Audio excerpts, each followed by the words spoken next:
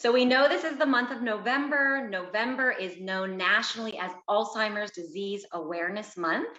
And the World Health Organization actually tells us in statistics there are 10 million new cases globally each year.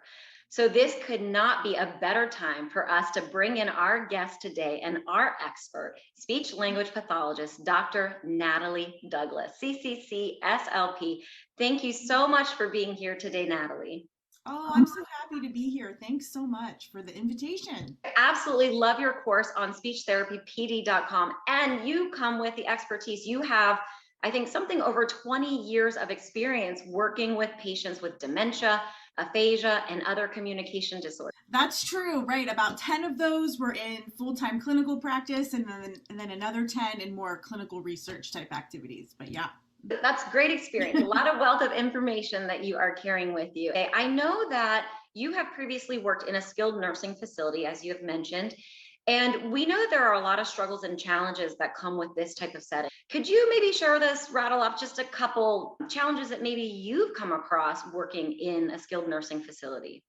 Right. So I would say for me, it was always productivity standards and feeling like I couldn't meet that level of productivity that was being asked of me. I think another one was feeling like no one knew what I did or how I could contribute to the healthcare of the residents who were working there as far as like the scope of what an SLP does. And I think the third one was I was always worried about carryover because knowing that as SLPs we're there for such a short amount of time and then we leave, and being concerned that whatever it was that we were doing was not kind of getting carried over to staff that was there all the time.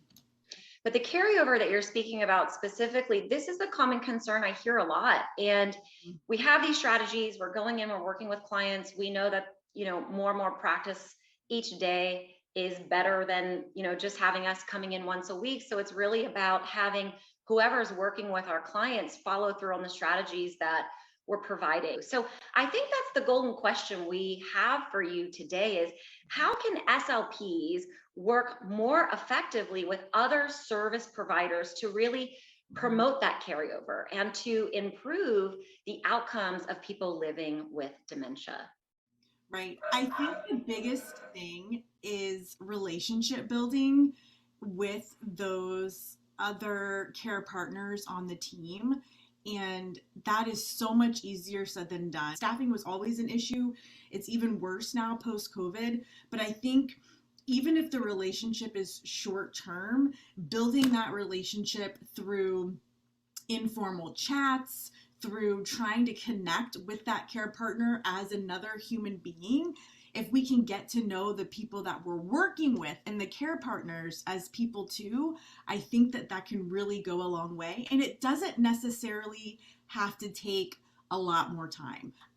Something that you can find, that bit of human connection, I find can really go a long way before kind of putting these strategies on. And I know it feels like we don't have time to do that, but it really seems like it's, even if it's just a minute or two, it can have those beneficial ripple effects.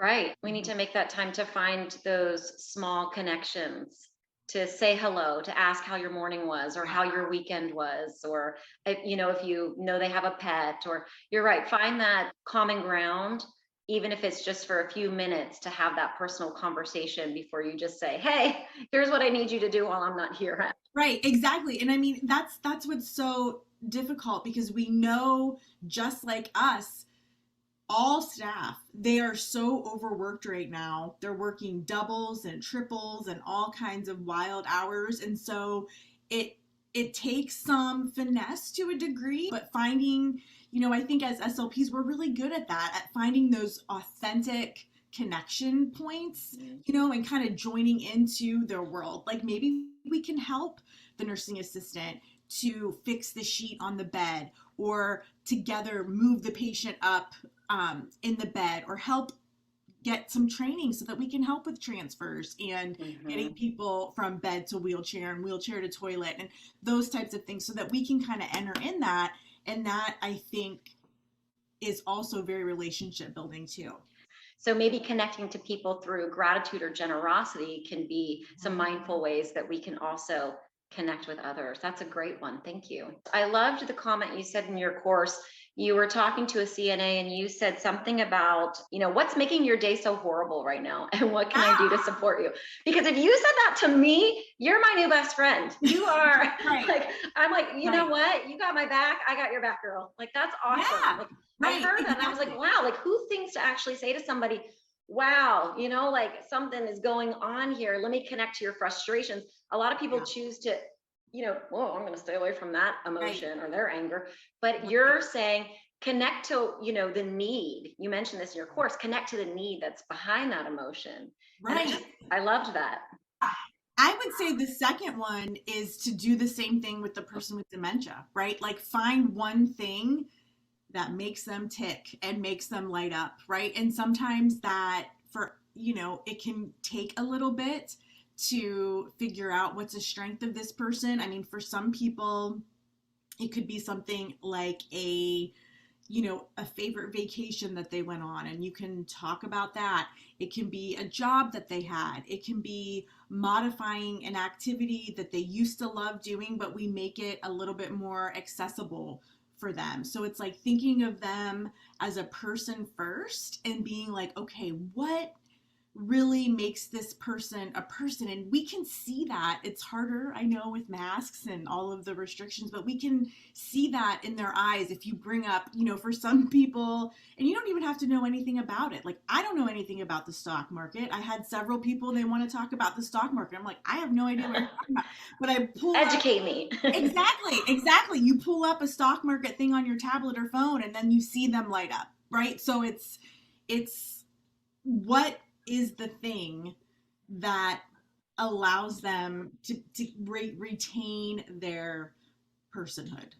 Okay, so then the third thing I would say is kind of review your menu of tools. As SLPs, we have so many tools that we can bring to the table to facilitate communication. So I think if we get to know and we connect with our team, we connect with the person that we're seeing individually, then it's time to bring in some of those evidence-based techniques that we know really work, but we're connecting them to that foundation of personhood first. So things Okay. like memory aids that could be visual or auditory, even something as simple as a dry erase board where you're writing out keywords, alarms for people who are visually impaired, spaced retrieval training, putting up various cues in the environment to modify the environment to make the environment more accessible to communication and quality of life. So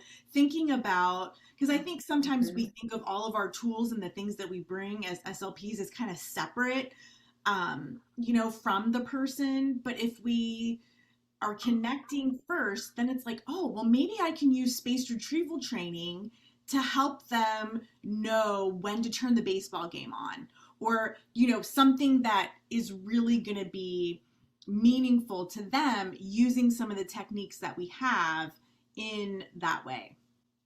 And then you're not leaving with your tools. Yes. All of these person-centered tools stay with them. It's items in their environment that they're going to see that's going to trigger whatever strategy. I like the alarms. I like you said, the visuals throughout. These are excellent ideas, because I think you're right. I think when speech pathologists think of tools, it's like, oh, do I have to go to Target, or do I have to go somewhere and buy things and put it in Right. my bag and go in? But I love that we can walk into a space and think about the person, think about their preferences, the things that they enjoy, the things that are in their immediate environment every day. I think you talked about embedding things into their routine. Yes.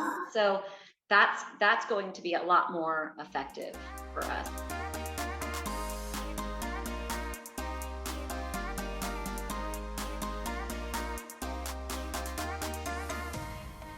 We cannot thank you enough, Dr. Douglas, for being here and sharing all of your wonderful experience and information with us. We know that you have a course on speechtherapypd.com, so I just want to welcome everybody to check out Dr. Douglas's course, and this is Keys to Interprofessional Collaboration for Dementia Care. We also know that you can access live and pre-recorded courses. If there's other content that you're interested in, you can subscribe for a 1-year subscription and you can scoop up those CEUs that we need. Thank you so much. Thank you to everybody that is listening, and we will see you back next week as we are answering more golden questions from SLPs and SLPAs. They are asking and we have the answers for you. See you then.